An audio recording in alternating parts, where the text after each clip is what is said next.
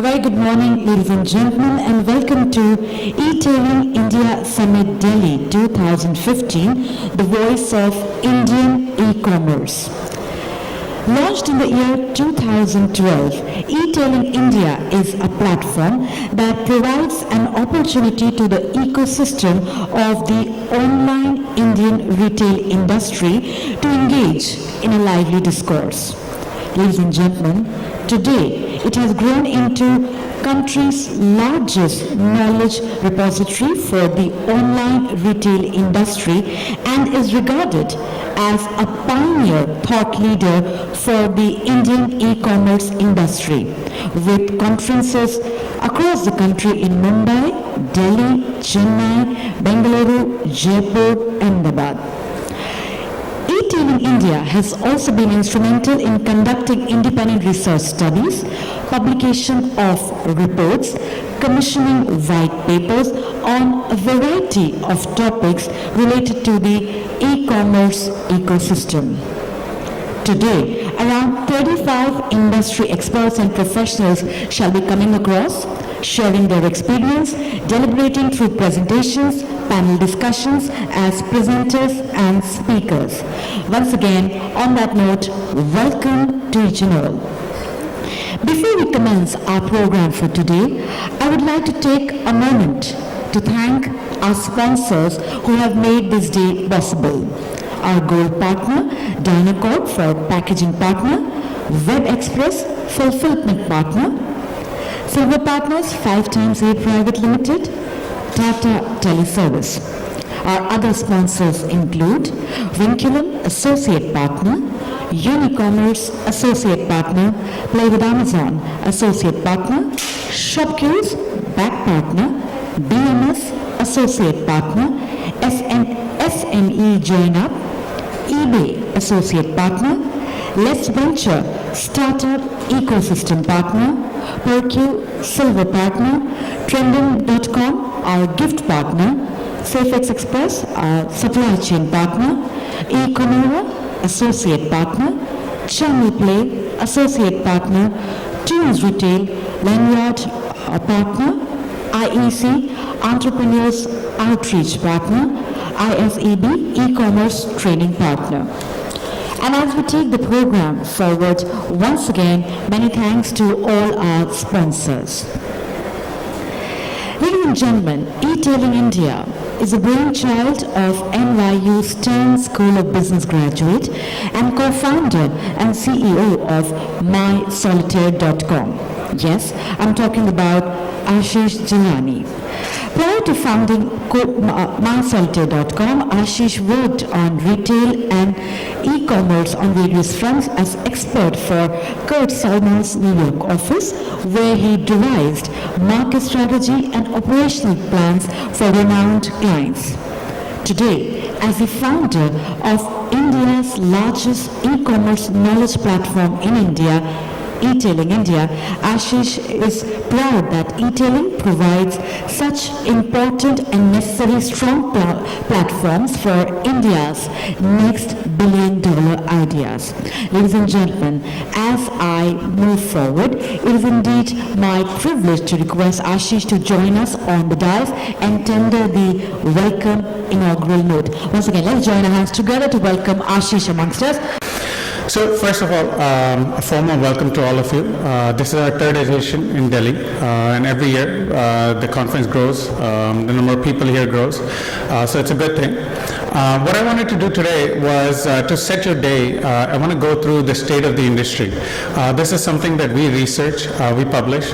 I want to share that with everyone, where the industry is today, what are the trends, and then what will happen is through the day you'll have different panels discuss these exact issues, okay, or these exact things. So what I want to do is just set the stage and then have the panels come in, and then they'll actually take it forward. I'm sure you don't want to hear everything from me, so might as well have experts from the industry shared with you.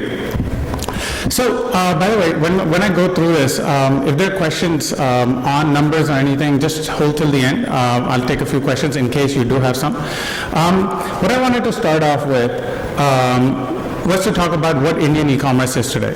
Okay, so if you look at the illustration up on stage, it kind of tells you a normal household, okay, as far as today a metro household is. And from the way we marked everything, almost every product in that household, and if we kind of zoom in into the living room, has been bought online, all right, or can be bought online. So today, the industry is changing. It didn't used to be like that. E-commerce is actually changing everything. Everything from an AC to a flat screen TV to a watch, etc., can be bought online. And that probably drives most of the growth in the industry. So if we're talking about growth, let's look at the numbers of what the industry looks like. I know that we read in the newspaper every day, different kinds of numbers. We also revise these numbers every so often. 2014 ended at the industry being about a $13.5 billion industry, okay? That's not a small number, but it's not a large number either. We're predicting that by 2016, the industry is going to be about 30 billion, so more than double of what it ended with last year. And then by 2021, the industry should be close to or above $100 billion. So you're looking at a huge amount of growth between the end of 2014 and 2021. And what I'll do in the next few slides is to talk about why that is. Why do we think that the industry is going to grow at this rate? But let's look at some more numbers, just to get you a better idea. And ignore the first chart. Let's look at 2014 and 2016. What this tells you is those 13.5 billion, the 60 billion, the 100 billion, how is it going to be divided between travel, between e-tailing, and between others, meaning classifieds and financial services. So what the trend is, travel still today takes about 70% of the market. Okay, so an IRCTC, a Make My Trip, an Expedia, etc., takes 70% of the market. Okay, e-tailing only has about 16%, and then financial services, classifieds, etc., have another 14. The good news is, as the industry grows, the chart or the pie also changes. Okay, what we think is e-tailing will then end up taking close to about 28% in the next few years. Okay, that's a large amount of growth for products and services being sold online. And then even classifieds and financial services will grow to 22%. And travel will actually shrink to about 50% of the total pie. Okay, so out of the 30 billion that we predict in 2016, 15 billion should be given to e-tailing and other services, and 15 to travel. Okay, large amount of growth that we can look at the market in. The other trend to kind of look at is how are we doing against brick and mortar. Okay, most of you heard that organized retail takes about 9 to 10% of total retail market in India. Okay, that means about 90% of the market is still unorganized. Okay, that means there are no department stores, etc. Now, what we think is that trend, when it goes from 2014 to 2021, will change. We'll have more organization in the industry, so they'll go from 10 to 14%. But the number to watch out for is that e-commerce, which currently, not e-commerce, I'm sorry, e-tailing, which currently takes about 1% of the total retail pie, will grow to about 5%. That's a huge jump, okay, when you look at just e-tailing. Okay? So just to remember, that still at 5% and 14% organized retail, still 81% is unorganized. And there's an opportunity for e-commerce to actually capture most of that pie, because organized retail has a hard time penetrating into certain cities and certain areas, but e-commerce does not. Okay? So the opportunity beyond 2021 could even be larger for e-commerce. Something that we always share, the reason we share this is because I think there is a misnomer. Most people think that e-commerce is something that happens in a metro city, right? Rural and smaller towns smaller towns or rural areas, e-commerce does not happen. It's actually the opposite. Okay? If you look at the chart, and if you track or talk to any of the large players, about only 40% is in metros and tier 1 cities. 60% comes from tier 2 and down. Okay? And this trend, by the way, is going to continue to be stronger. We think that over the next few years, metros and tier 1 will only take about 25%. Okay? Tier 2 and down will take 75% of the total market. Okay? Now, what are the demographics? Usually not shared much in public, but still 65% of India's online market is dominated by male, 65% obviously, and 35% female. Now, There are some disagreements to this because certain fashion portals, etc., believe that number can be different. But again, this is an average across the industry, okay, which includes travel as well. The other thing I wanted to say was globally, about 60% of online sales come from age groups between 21 and 34. Okay? So majority of sales, 2/3 of sales come between that age group. The good thing about India is if you look at the chart above, is that most of our population will fit that bill. Okay? It's said that India is going to be the youngest country in the world. Okay? So if it's going to be the youngest country in the world, we're going to have most population within that 21 and 34 bracket, which buys approximately 60+% online. Okay? It's a good thing for us because that gives us another opportunity to grow in the market. A number just to share, just so you understand, it's said that in 2014 there were about 25 million online buyers. That number is supposed to be almost doubled in 2016 to about 40 to 45 billion. Again, other experts today might have different numbers. I'm sure they can share that with you. The other very important numbers to look at is the mobile internet usage in India. Okay, the reason I put this up is, we have a panel actually just following this that's dedicated to mobile. Okay, the reason that is there's a huge trend today that everybody's talking about, that sites are moving to mobile apps, sites are moving to mobile commerce, etc. But why is that? So I just wanted to share some numbers. Mobile internet usage in 2013 was 91 million. This year, it's supposed to be close to about 220 million, and in 2017 to almost 562 million. Okay, in a country of 1 billion plus people, 562 million is a huge number. Now, again, this is just estimates that have been published, so we'll have to see if these numbers come true. But the 220 million is definitely something that's already happening. As far as what we can estimate, mobile commerce today takes up about 14% of the market. Okay, again, that's our estimate based on some surveys, etc. We've done some data that we've collected, etc. And we think that 2017, that number is going to grow to almost 25%. Okay, some of the bigger, larger e-commerce sites have said that maybe 40-50% of their sales already come through mobiles. But overall, as an industry, when we last did the survey, it was more closer to about 14-15% coming from mobile, and the rest still coming through other means.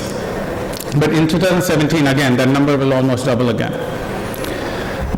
Just for reference, and I'm not going to go through this chart in detail, what are the top product categories? And again, electronics and apparel. Obviously, everybody knows where the two top most categories online, and electronics includes mobiles. So 34% in electronics and mobile, 30% in apparels. Then books, beauty, home, health, baby products, etc. were all part of the growing trend in e-commerce in last year. Now, when we move into the next couple of years, how do we think it's going to change? How do we think the pie is going to change, right? We already talked about how big the pie will be, but we think the pie will actually change a little bit, where electronics will actually shrink in the pie itself, right? It'll become more like 30%. Apparel will stick around the 30-31%. Books will go down because more and more people are also buying digital books. So the physical books will kind of go away. Plus the pie will shrink for books itself.